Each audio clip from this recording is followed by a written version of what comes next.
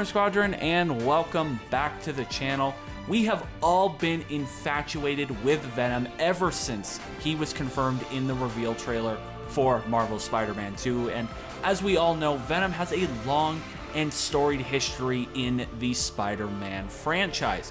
Well, ever since it was confirmed by Insomniac that their version of the character would be an original take on Venom, this has left us all with countless questions about their version of the character of Venom.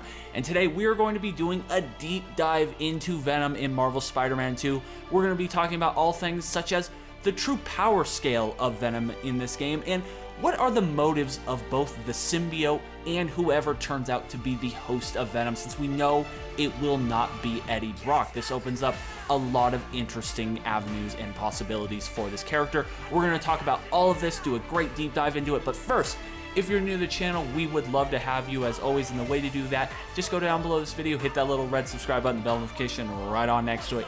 It'll notify you every single time Andreas and I upload. Also, if you've not yet joined our Discord server, we would love to have you join us. Their link to join that will be down below in the description. It's a great place for us to get to know you better, you to get to know us better. We talk about all things Spider-Man, Star Wars, whatever you guys want to talk about, come talk about it with us in our Discord server. We would love to have you. Again, link to join that will be down below in the description. Now, with all of that out of the way, Andreas, let's do a deep dive into my favorite Spider-Man villain. Let's do it, guys.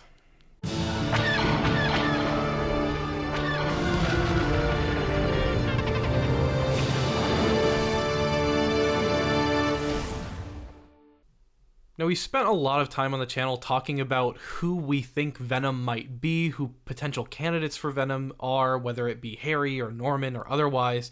And one thing that we haven't really, I mean, we've touched on it a little bit. We've touched on the powers in terms of the symbiote suit, but we haven't really talked about what that means for Venom himself. And once there is a full-scale Venom in this game, how powerful will Venom be?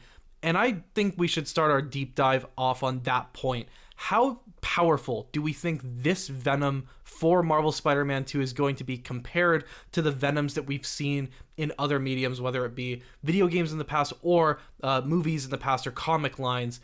Do we think this is going to be one of the most powerful Venoms that we have ever seen? Or do we think this is going to be a pretty run-of-the-mill Venom? Nick, what do you think about this?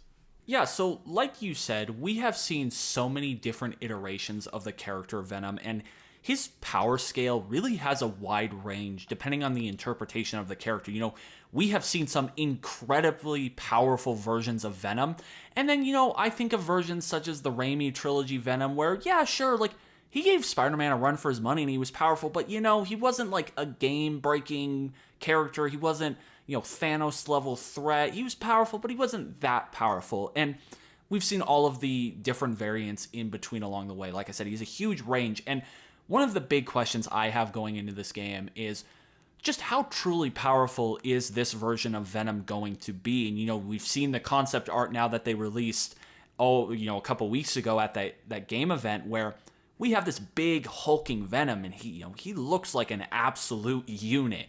This guy looks like he's going to be, at the very least, incredibly strong. And now we know that the symbiote itself is going to be giving Peter some additional powers that he traditionally doesn't have outside of a few, instances of different games, Web of Shadows, that kind of stuff. But usual powers that Peter doesn't have that the symbiote will be giving him. And that, to me, Andreas, tells me that we are going to be dealing with an incredibly powerful version of Venom in this game. At least that is what I expect. The more we learn about this game, the more we talk about it, the more we break things down, I really think Venom is going to turn out to be the main bad of this game, and I think he is going to be incredibly powerful. If you take a look at that PlayStation Store listing where they talk about the monstrous Venom and the dangerous new symbiote threat, at least the marketing around it, they want you to believe that you are dealing with a Venom that is not to be messed with. He is getting personal with it. He is going to shatter the lives of Peter and Miles. He's going to go after the people they love. He's going to go after the city that they love, that they need to save. Like, this guy is going to be incredibly lethal. Personally, I'm expecting an incredibly powerful version of Venom, and I hope that is what Insomniac decides to do, because I think the character of Venom is at his best when there is a ton of power behind him, because I think that just fits the character and the symbiote the best. Like, this is This is an alien symbiote from another planet, and just his overall look and design, he just looks and feels like a character that should be incredibly dangerous. Yeah, I think when we're thinking about power scaling here, one thing that's really important to keep in mind, and we don't really emphasize this too much, but I'd love to emphasize it here, and that is that in this game, you don't just have one protagonist. You have two full-blown Spider-Men at this point who have each earned their right in that place. You have Peter Parker, who has faced many trials and tribulations in Spider-Man 1, and you have Miles Morales, who's been battle-tested in Spider-Man Miles Morales. And so now you have double the spider power, and you need a threat that is up to the task, that's really going to push not just one, but two Spider-Men in this game. And so that also lends credence to this theory that you have, Nick, that this is going to be a elevated Venom. This is going to be a powerful Venom that does really pack a punch and gives both of these Spider-Men a run for their money in this game. And if you look at the gameplay that we have, it fully corroborates that, because just looking at the symbiote itself and the power that the symbiote suit carries in the gameplay, this is a beefed up symbiote suit that gives Peter some powers, like you said, Nick, that we have not seen in other games other than Web of Shadows, for example, but we haven't seen it to the degree that we've seen in that particular trailer. And so it's really lending credence to a very powerful Venom in Spider-Man 2. Yeah, and if you think to that concept art that we've seen of Venom battling both Spider-Man and Miles Morales, and I think that further proves your point here that Venom needs to be powerful enough to put on a challenge for both Miles and for Peter. And if you consider how powerful they are individually, this Venom here needs to almost serve as an equal to both of them, or have a power level that is equal to both of them to give them this challenge, to threaten the city like it is. Because otherwise you would think that Peter and Miles could just deal with this threat super easily if he was just kind of a lower powered Venom, because there's two Spider-Men now. It's not just one of them. It's double the fun. So I think that really helps kind of prove the point that we are going to be dealing with a very powerful Venom. Now, the other thing that I really have been wondering for a very long time, ever since it was announced that Venom would be in this game, and ever since it was confirmed, at least confirmed, quotation marks, that Eddie Brock would not be the Venom in the Insomniac universe, is what are the motives behind this character that we're dealing with? And I think there's a lot of interesting different avenues that exist here, because we know why Eddie Brock hates Spider-Man. He blames him for losing everything. That's why he hates Spider-Man. We know traditionally why the symbiote doesn't like Spider-Man, because he abandoned him. He wanted nothing to do with him. Once he found out he was an alien, he didn't want anything to do with him, to be a part of him, and he let him go. He just left him to die, pretty much. And that has always been the driving reason behind the symbiote hating Spider-Man. Now, in this game, I think it's important, just given what we know about the symbiote, that the character of Venom has always worked in tandem between host and symbiote. They kind of are like a hive mind, where there are instances where the symbiote takes over, there's instances where the host takes over, and they work in tandem together. So I think it's important to have a conversation about the motives of both in this game. And when it comes to the symbiote, I'm expecting it to stick to the more traditional storyline here. We know that Peter is going to have the symbiote at some point. We've seen the gameplay. So it's reasonable to believe that at some point, Peter is going to strip himself free of the symbiote, and that would be a reason why the symbiote, the Venom symbiote, hates Spider-Man. That makes a lot of sense. But where I think things get interesting here, Andreas, is if we're not dealing with Eddie Brock, what are the motives of the host? Why would they possibly hate Spider-Man? Or maybe it has nothing to do with Spider-Man. Perhaps the host is doing his own thing and it's not good, and Spider-Man just intervenes and gets caught up in all of this. Yeah, I mean, that's a great question, and really the answer is going to hinge completely on who is going to end up being the host for Venom, because we know that motive is going to have somewhat to do with the symbiote's motive, which will probably be Peter abandoned me and rejected me, but I think the host's motive is really going to be that unique Insomniac spin, because we know that they're telling a unique Insomniac spin on the Venom story here.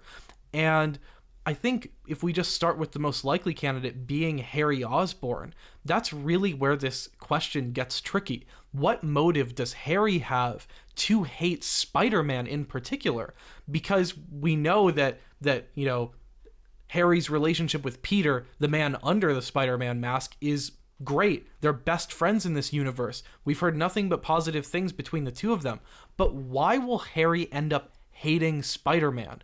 I honestly have no idea at this point what they could do to introduce that hatred so early in the story, and it leads me to wonder, maybe this is a situation where, maybe the symbiote has just influenced Harry or whoever the host is to a degree where they're a public menace, and then Spider-Man has to come step in, some trouble ensues, Spider-Man either harms Harry's father, Norman. In the Raimi trilogy, it was, Harry was avenging Norman. Now I guess it could be Norman avenging Harry, or whichever way they choose to play it out. But I don't know. Which way do you think this is going to go, Nick? Yeah, so the reason I have been the most hesitant when it comes to naming Harry as the most likely candidate for Venom has been this motive behind the character of why would Harry turn evil? And the best explanation I could give for why he would want to do these things to New York City and all of these people is maybe he's just mad at the world for the situation he has found himself in and that he believes it's unfair. And what I see with Harry is he doesn't know that Peter is Spider-Man, and I just don't feel like Harry could have a personal stake in this, or it would be personal with Spider-Man. But if you take a look at that PlayStation Store listing, they really describe this like it is going to be very personal between both Spider-Man and Venom, where it talks about how Spider-Man Peter Parker and Miles Morales face the ultimate test of strength inside and outside the mask as they fight to save the city, each other, and the ones they love from the monstrous Venom. Inside the mask, outside the mask. And the big thing here is save each other and the ones they love from the monstrous Venom. So to me, the way that's written, we could be taking this way too far. But it sounds like Venom knows who Spider-Man is, or is aware of Peter Parker and like his personal relationships. This sounds like it's going to get personal. It reminds me of the first film in the Raimi trilogy where once Goblin learns that Peter is Spider-Man, he gets incredibly personal with it. He goes after Aunt May, he goes after MJ. And the way this is described, it sounds like something similar is going to happen in this game where it gets incredibly personal. And I just don't see where that happens with Harry as the host. Maybe Insomniac found a way to build that into the story, and I would be incredibly intrigued to see how that happens. Now, if you deal with the other host that I think is the most likely in terms of this whole storyline with Norman, to me makes the most sense here, where it could get personal, at least with Spider-Man, because perhaps, you see, it's just easier. You see it where Harry has a symbiote, Norman, that is the only thing that is keeping Harry alive. Peter takes it from him or gets it from him. Somehow along the way, Harry dies, and Norman blames Spider-Man for his son's death, then becomes in possession of the symbiote, turns into Venom, and there you have your easy vendetta against Spider-Man. It is just so much easier to build that hatred and that vendetta with a host like Norman than it is with Harry. But I feel like most people believe Harry is going to be the host for Venom in this game, so I just think it's incredibly intriguing, and I would love to get the thoughts of everybody down below in the comments of what do you think the motives behind Venom are going to be if it turns out to not be Norman and it turns out to be someone like Harry? Like, what would be driving the character to do the things that he does?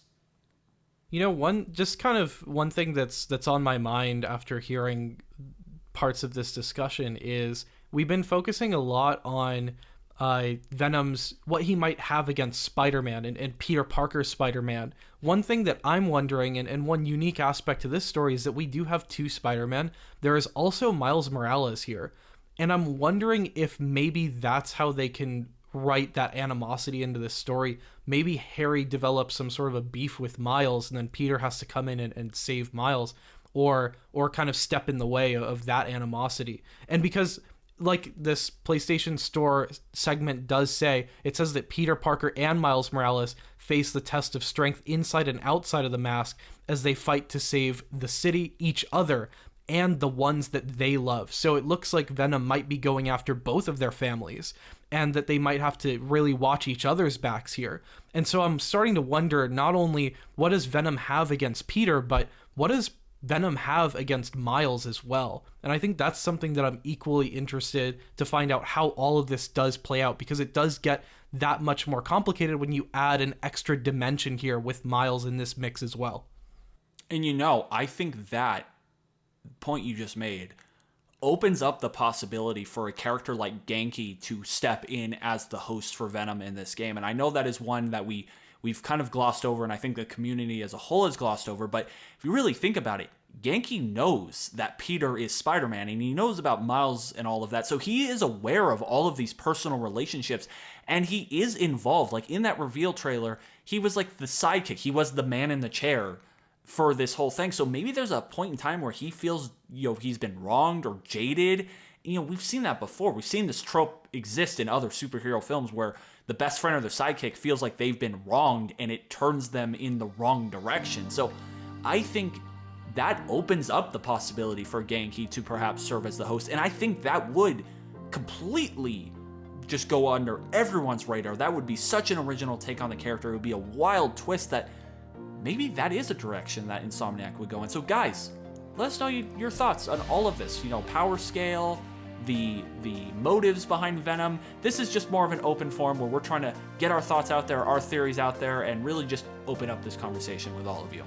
Well, thank you all so much for joining us on our Venom deep dive. Again, let us know in the comments down below what you have to say about all of these different questions, whether it be how powerful is Venom going to be, or what is the motive for Venom. And also let us know, do you think Genki's going to be Venom? I think that would be a really interesting way to take this story. However, that's going to do it for this video. Thank you all so much for watching, and as always, we will see you all next time.